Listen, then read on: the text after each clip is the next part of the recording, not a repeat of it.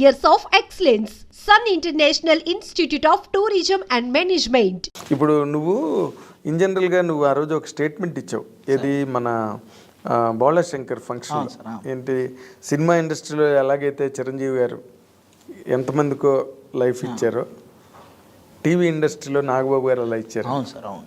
అసలు ఏంటి దానికి ప్రాతిపదిక ఏంటి నువ్వు చెప్పండి సార్? ఇప్పుడు మనం జబర్దస్త్లో సార్ ఎంత పేరు సంపాదించుకోవాలన్నా సార్, అక్కడ కరెక్ట్గా దాన్ని జడ్జి చేయగలిగే వాళ్ళు ఉంటేనే మనకు ఆ పేరు వస్తుంది సార్.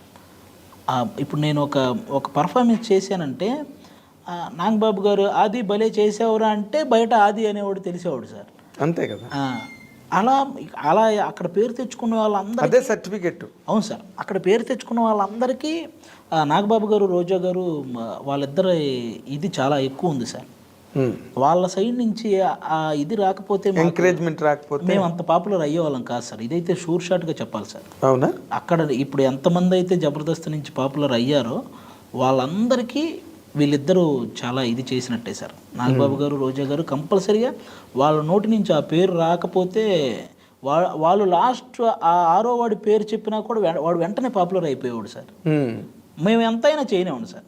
ఒకవేళ వాళ్ళ నుంచి కనుక ఓకే అమ్మా స్కిట్ బాగుంది అంటే మాకు పేరు రాదు సార్. ఇందులో ఆది బాగా చేశాడు, అందులో వాడు బాగా చేశాడు, ఈ పేర్లు వాడితేనే ఆ నేమ్ సార్. అది అలా నాగబాబు గారు మమ్మల్ని చాలా బాగా ఎంకరేజ్ చేశాడు సార్. అవును. అసలు గెటప్ సీన్ గురించి అయితే ఎంతలా చెప్తాడో నాగబాబు గారు. అవును సార్, అందరూ అసలు ఒకరని కాదు సార్, మమ్మల్ని అందరినీ చిరంజీవి గారికి ఫోన్ చేసి, అన్నయ్య ఈరోజు ఆది స్కిట్ చూడు, ఒక స్కిట్ భలే చేసాడు, ఒకసారి చూడండి అన్నయ్య అని చిరంజీవి గారికి చెప్పేవాళ్ళు. గెటప్ సీన్ సూపర్గా పర్ఫామ్ చేశాడు అన్నయ్య, ఈరోజు ఈ స్కిట్లో ఒకసారి చూడండి అని చెప్పి ఆయనకి రెఫర్ చేసేవాళ్ళు, ఈ ఫలానా స్కిట్ అని. ఆయన ఆ రోజు చూసి తర్వాత మేము ఎప్పుడో చిరంజీవి గారిని కలిసినప్పుడు ఆయన పర్టికులర్ స్కిట్ గుర్తు చేసి, అందులో నువ్వు ఈ క్యారెక్టర్ వేసి డైలాగ్ చెప్పేవి చూడని ఆయన డైలాగ్ చెప్తే మాకు ఎలా ఉంటుంది సార్? ఇంకేంటి అసలు మాకు అయ్య బాబు ఇదేంటి సార్, మీరు చూడడం ఒక ఎత్తు అయితే మీరు మళ్ళీ అందులో ఒక డైలాగ్ గుర్తు పెట్టుకొని చెప్పడం ఏంటి సార్ అని షాక్ అయ్యేవాళ్ళం సార్ మేము. అలా ఆ బూస్టప్ సార్, మేము ఇంకా బాగా ఎదగడానికి ఆయన ఇచ్చే బూస్టప్ చాలా ఎక్కువ సార్.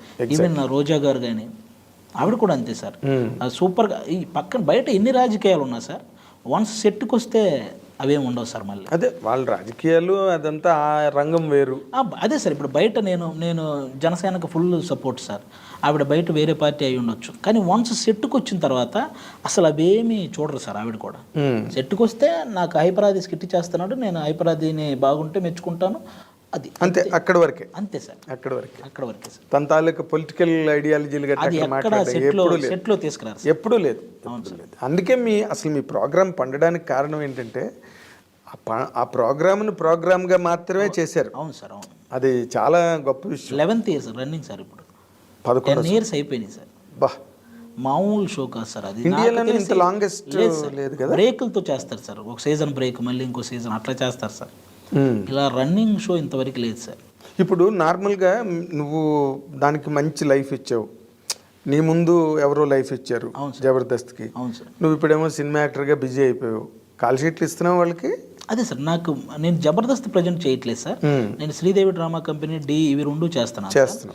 జబర్దస్త్కి నేనే ఈ సినిమాలు చేస్తున్నాను కదా అని చెప్పి కొంచెం బ్రేక్ ఇచ్చాను సార్. అదే మరి, ఎందుకంటే మళ్ళీ నేను ఆ కామెడీ అంతా అక్కడ.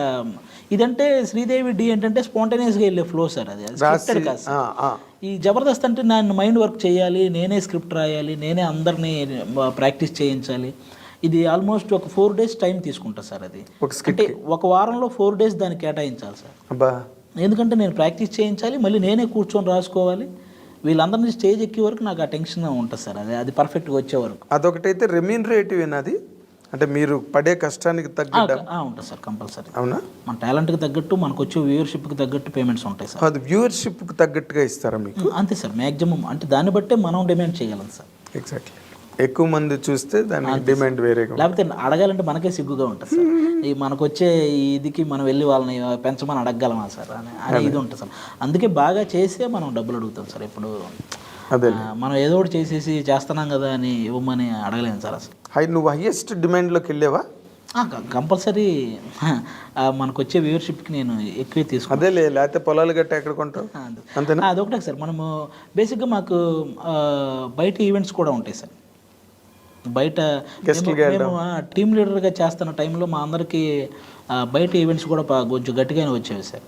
అవునా, వెరీ నైస్. అయితే మీకు జబర్దస్త్గా హెల్ప్ అయింది. అదే చాలా సార్. ఈటీవీ మల్లెమాల వాళ్ళిద్దరికీ ఎప్పటికీ రుణపడి ఉండే ఇది సార్ మా అందరిది. అదే, ఎందుకంటే మల్లెమాల వాళ్ళ ఎంకరేజ్మెంట్ చాలా బాగుంటుంది సార్. అవునా, అబ్బో చాలా చాలా. శ్యాంప్రసాద్ రెడ్డి గారు నెక్స్ట్ లెవెల్ సార్ ఆయన. అవును, ఎవడైనా వాళ్ళ పేమెంట్ రావాల్సింది వాడు మర్చిపోయినా వీళ్ళు కరెక్ట్ టైంకి వేసేస్తారు సార్. వాడికి చేశాను కదా మర్చిపోయాను అని వాడు అనుకోవడం తప్ప ఈ పేమెంట్స్ కరెక్ట్గా ఈటీవీ నుంచి మల్లెమాల నుంచి పర్ఫెక్ట్గా పడిపోతాయి సార్. ఎవరికి అందులో చేసిన వాడికి మ్యాక్సిమం చిన్న కష్టం తెలియకుండా అలాంటి పేమెంట్లు, అలాంటి పేమెంట్ వర్క్ సార్, అలాంటి వర్క్ సార్. వన్స్ అందులో మనం చేసిన తర్వాత ఏదో ఒక షో రన్నింగ్లో ఉంటూ ఉంటుంది సార్. నాకు తెలిసి ఒక గవర్నమెంట్ జాబ్ లాగా సార్, అదే డోకా లేకుండా జాబ్ లాగా, అంతే సార్. రెగ్యులర్గా మన దగ్గర టాలెంట్ ఉండాలి కానీ అది గవర్నమెంట్ జాబే సార్. ఇప్పుడు శ్యాంప్రసాద్ రెడ్డి గారు అసలు యాక్చువల్గా ఈ జబర్దస్త్లు గట్ట ప్రారంభమయ్యాక ఆయన సినిమాలు చూసేత్తడం అనేసాడు. ఆయనకి ఇది చాలా రిలీఫ్ ఉంది, చాలా హ్యాపీగా ఉంది సార్. టెన్షన్ లేదు. అది కాక సినిమాకి నాకు తెలిసి ప్లాన్ చేస్తారు సార్ త్వరలోనే మంచి. ఎందుకంటే అరుంధతి తర్వాత ఇంకా ఆయన మంచి సబ్జెక్ట్ కోసం చూస్తున్నారు సార్. అవునా, ఓకే. అదే ఆయన చేస్తే ఏది చేసినా ప్రతి సినిమా చాలా డీప్గా ఉంటాయి. అన్ని సినిమాలు అంకుశం కానీ, ఆహుతి, తలంబ్రాలు, అరుంధతి, ఈవెన్ అంజీ, అసలు ఏం ఫిల్మ్ అది. నిజంగా లేట్ అవ్వడం వల్ల కొంచెం అది డిస్టర్బ్ అయింది కానీ, బట్ ఇప్పుడు దాన్ని కల్ట్ ఫిల్మ్ అంటున్నారు, కుర్రాళ్ళందరూ దాన్ని ఫాలో అవుతున్నారు. అవును సార్, అలాంటి క్రియేషన్ అప్పట్లోనే వచ్చిందా అన్న ఒక ఇది కూడా. కోడి రామకృష్ణ గారు అసలు మాస్టర్ కదా ఆయన. ఇండియన్ స్పిల్బర్గ్ అంటే ఆయనే అనాలి అసలు యాక్చువల్గా చెప్పాలంటే. లేకపోతే ఆ అమ్మూరు ఏంటి అవి అరుంధతి, ఆ టైంలో అరుంధతి అప్పుడున్న యంగ్ డైరెక్టర్లకి పోటీగా అరుంధతి లాంటి సినిమా ఆయన పెద్ద హిట్ కదా, చాలా పెద్ద హిట్ సార్. చాలా పెద్ద హిట్. అనుష్కకి లేడీ ఓరియంటెడ్ అంత పెద్ద హిట్ అవ్వడం మామూలు విషయం కాదు సార్. అవును, అది సచ్ ఎ గ్రేట్ డైరెక్టర్. అవును సార్, కోడి రామకృష్ణ గారు. ఇండస్ట్రీ చాలా మిస్ అయినట్టు సార్. అవును. ఇప్పుడు నీ ప్రయాణం గురించి కనుక నువ్వు ఆలోచించుకుంటే ఎక్కడ మీది ప్రకాశం జిల్లా కదా? అవును సార్.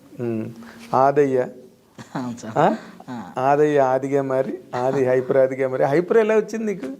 అదే సార్, నాదేంటంటే సార్ ఆ స్కిట్స్లో నాది ఫ్రస్ట్రేషన్ టైప్ మూడు ఉండేది సార్. ఎక్కువ వైఫ్ అండ్ హస్బెండ్ చేస్తే నేను హస్బెండ్లా ఉండి వైఫ్ మీద ఫ్రస్ట్రేట్ అవ్వడం, అలాంటి స్కిట్లు ఎక్కువ పడ్డాయి సార్. ఇది హైపర్గా ఉన్నాడని చెప్పి మన డైరెక్టర్లు పెట్టారు సార్. అది హైపర్ అని భలే సెట్ అయింది నీకు. హైపర్ అదని అదేదో అసలు చూడు, మామూలుగా మన బయాలజీలోని వాటిలో నామినిక్లేచర్ అంటారు చూడు, అలాగా మా వాళ్ళందరికీ ఆ పేర్లు వాళ్ళు. ఈ ప్రాబ్లం ఏంటంటే సార్, ఎన్ని సినిమాలు చేసినా ఈ పేరు మారట్లే. ఈ పేరు మారదు సార్.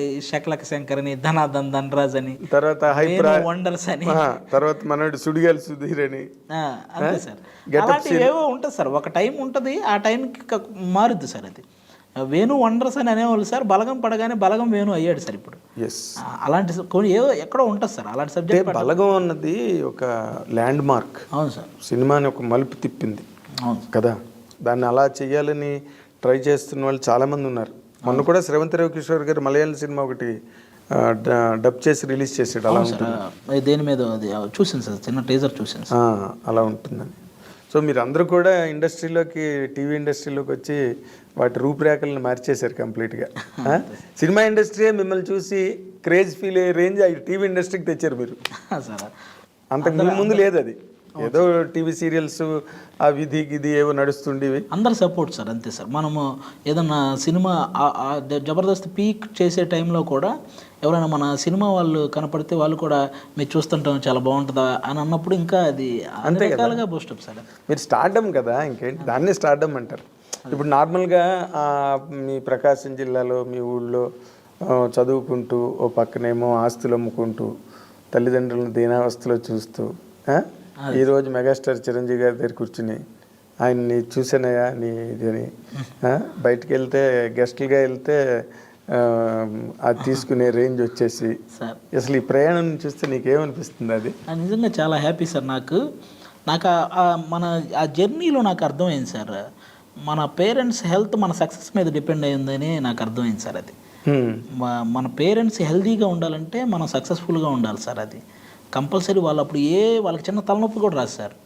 వాళ్ళకి ఇంత ఏజ్ వచ్చినా సార్ ఇంక వేరే బాధ ఏమీ లేదు సార్. లేకపోతే వాళ్ళ ఆరోగ్యం మొత్తం పాడేది సార్. మనం ఏదన్నా డిస్టర్బ్ అయి ఉంటే, ఈ సక్సెస్ అవ్వకుండా ఏదైనా మనం డిస్టర్బ్ అయి ఉంటే సార్ ఖచ్చితంగా వాళ్ళ హెల్త్ అప్సెట్ అయిపోతారు కదా, మొత్తం సిస్టమ్ అంతా అవును సార్. నాకు ఎక్కువ హ్యాపీని ఇచ్చింది అదే సార్. నేను సక్సెస్ అవ్వడం వల్ల నా పేరెంట్స్ ఆరోగ్యంగా ఉన్నారు. అది నాకు అంతకు మించిన వేరే ఇదే. సక్సెస్ఫుల్గా ఉండడం, ఆరోగ్యంగా ఉండడం పక్కన పెడితే అసలు ఊళ్ళో కింగ్లు అయిపోయారు కదా అక్కడ.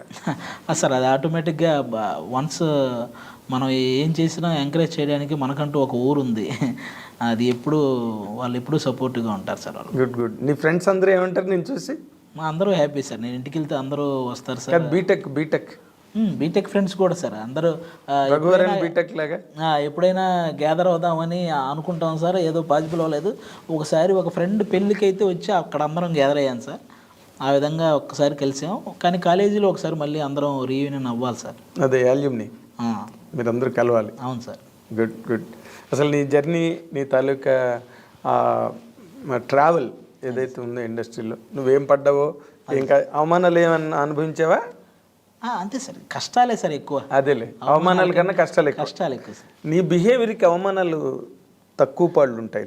నీ బిహేవియర్ మంచి బిహేవియర్ కాబట్టి maximum you know where to stop. అంతే సార్, ఎక్కడ ఆగాలో తెలుసు నీకు. అదే నీ సక్సెస్కి అసలు ప్రధాన కారణం నాకు తెలిసినంత వరకు. నీ కెరీర్ ఎక్కడెక్కడికో వెళ్ళేవాళ్ళం సార్, అది అర్థమయ్యేది కాదు. ఈ జూనియర్ ఆర్టిస్ట్తో పాటు కలిసి కూడా వెళ్ళాను సార్. అప్పుడు ఈ లెజెండ్ అవును sir, Legend cinema song shoot అన్నపూర్ణలో జూనియర్ ఆర్టిస్టులతో పాటు కలిసి లోపలికి వెళ్ళిపోయాను సార్. వాళ్ళతో పాటు లోపలికి వెళ్ళి వీళ్ళ పైన బాలకృష్ణ గారును సోనా చౌహాన్ ఆమె పేరు ఆ అమ్మాయి, వాళ్ళిద్దరు డ్యాన్స్ చేస్తుంటే మేము అటు పక్క అందరూ డ్యాన్స్ చేస్తుంటారు సార్. అందులో ఆ స్టూడియో లోపల అది సాంగ్ షూట్. వాళ్ళలో నేను కూడా ఉంటాను సార్. ఒక చోట ఎక్కడో చిన్న పెట్టి ఉంటుంది సార్. ఇది బాగా గమనిస్తే కానీ ఎక్కడో చిన్నది కాదు, హైపరాది నటించిన అని ఇప్పుడు అంటే నువ్వు కనిపించవు కానీ నీ ఫస్ట్ రిక్షా షాట్ లాగా అది ఎక్కడో బాగా ఎత్తికి దాన్ని ఆపి చూస్తే కానీ అక్కడ నేను తెలియను సార్. అవునా?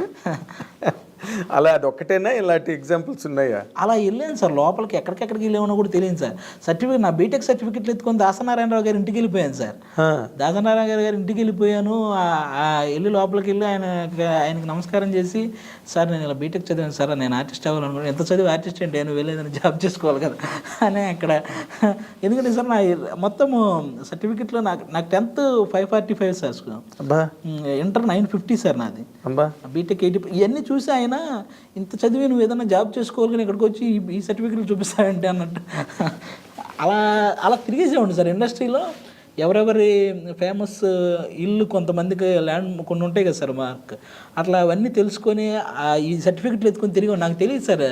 దీనికి సర్టిఫికెట్లు కావాలని నాకు తెలియదు సార్. అది ఇవన్నీ తెలియక సినిమా ఇండస్ట్రీలో సర్టిఫికెట్లు ఎవరికి ఉంటాయి అసలు? ఎవరికి ఉండవు సార్. నాకు ఆ తర్వాత తెలిసింది సార్. నేను రెగ్యులర్గా దేనికైనా ఇవి చూపించాలేమో అనుకొని ఇవి తీసుకెళ్ళేవాడిని సార్.